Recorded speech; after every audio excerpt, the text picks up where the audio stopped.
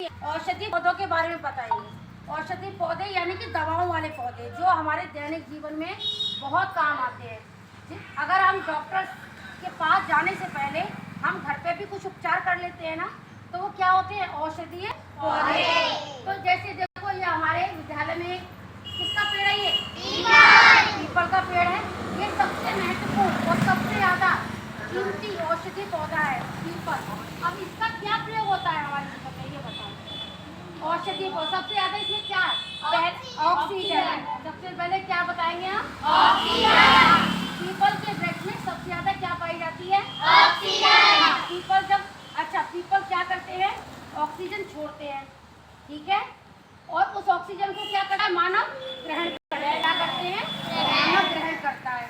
अब जब मानव carbon dioxide निकालते हैं तो वो क्या करते हैं? ऑक्सीजन अंदर लेते हैं और कार्बन डाइऑक्साइड को हम लोग निकालते हैं। तो वो कौन लेते हैं? वृक्ष। क्या लेते हैं? वृक्ष। तो पीपल, अब पीपल की लकड़ी, इस लकड़ी का भी बहुत उपयोग है। पीपल की छाल का भी बहुत उपयोग है। पीपल के पत्ते हैं, इन सबों का कुछ ना कुछ प्रयोग होता है। पीपल की लकड़ी किसके काम आती है बताओ?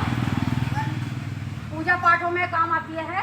पीपल की लकड़ी का प्रयोग पूजा पाठ में भी ज़्यादा होता है। पीपल के पत्तों को तुम देखो, तुम लोग कहते हैं पीपल के पत्ते तुम्हारे यहाँ जानवर लोग खाते हैं। क्यों खाते हैं? बकरी वगैरह खाती हैं। क्यों खाती है?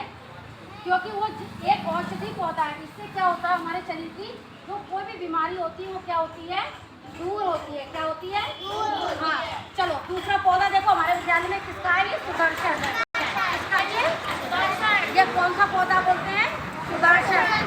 सुदर्शन पौधे का उपयोग हम किस लिए करते हैं? देखो, एक तो ये बहुत सुंदर लग रहा है, ठीक है, कितना सुंदर पौधा है इसका, है। अब दूसरा प्रयोग सुंदरता के लिए भी है। दूसरा इसका क्या है? जब किसी के कान में दर्द होता है, कान में दर्द होता है तो हम क्या करते हैं? इस पत्ते को पीस के उसका रस निकाल कर थोड़ा सा गर्म करके क्या करते हैं? कानों में डाल लेते हैं। जिससे क्या होता है कि दर्द हमारा बंद हो जाता है। क्या होता है? बंद हो जाता है। अगर डॉक्टर के पास नहीं जा सकते तो इससे पहले हम सुदर्शन के पौधों का क्या करते हैं? इसी उपयोग करते हैं। यानी कि घरेलू उपचार है। क्या है ये? घरेलू उपचार। चलो अब तीसरा पौधा हम अपने विद्यालय में दिखाते हैं। मेन तुलसा जी। तीसरा पौधा हमारे विद्यालय में औषधि पौधा क्या है? तुलसा जी। देखो तीसरा पौधा ये क्या है? तुलसा जी। ये क्या है? तुलसा जी। देखो ये है तुलसा जी। देखो सभी बच्चे देखें, तुलसा जी है। हाथ हटाओ, गंदे हाथ नहीं लगाते। पहली बार तुलसा, एक तो ये होती है पूजनीय। क्या होती है? पूजनीय। इसकी हम पूजा करते हैं सबसे पहले तो। दूसरा, ये हमारे लिए बहुत उपयोगी है। इसका सेवन करने से सर्दी, जुकाम, बुखार, जो भी परेशानियां होती हैं वो क्या होती हैं? दूर हो जाती हैं। तुलसा जी के पत्तों को तोड़ के, अगर किसी को सर्दी जुकाम बहुत है, खांसी है, तो क्या करेगा?